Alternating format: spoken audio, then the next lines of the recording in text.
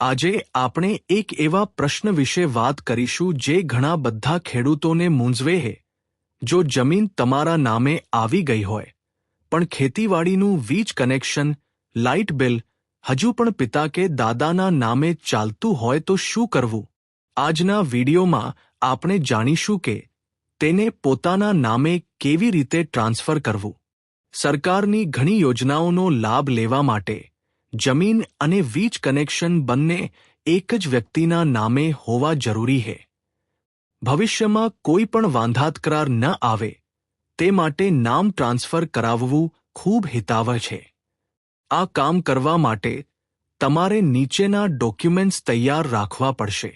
પિતાનું આધાર કાર્ડ, જેમના નામે અત્યારે કનેક્શન છે। તમારું આધાર કાર્ડ, 7/12નો ઉતારો જેમાં જમીન અત્યારે તમારા નામે બોલતી હોય। જૂનું લાઇટ બિલ જે અત્યારે પિતાના નામે આવે છે। પિતાનો એક ફોટો।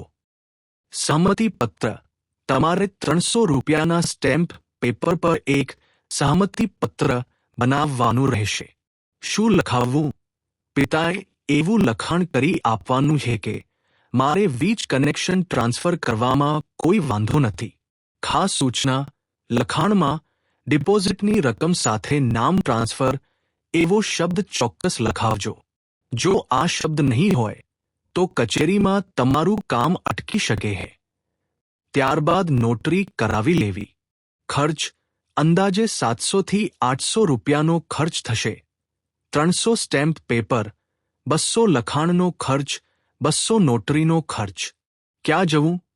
આ તૈયાર કાગળ લઈને તમારે તમારી સ્થાનિક વીજ કંપનીની કચેરી, ઉગવિકલ દેમજી વીસીએલ જે લાગુ પડતી હોય ખાતે જઈને જમા કરાવવાનું રહેશે।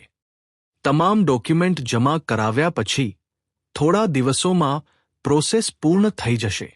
જો તમને આ માહિતી ઉપયોગી લાગી હોય તો વિડીયોને લાઇક કરો અને તમારા અન્ય ખેડૂત મિત્રો સાથે શેર કરો જેથી તેઓ પણ આ કામ સરળતાથી કરી શકે। ચેનલને સબસ્ક્રાઇબ કરવાનું ભૂલતા નહીં।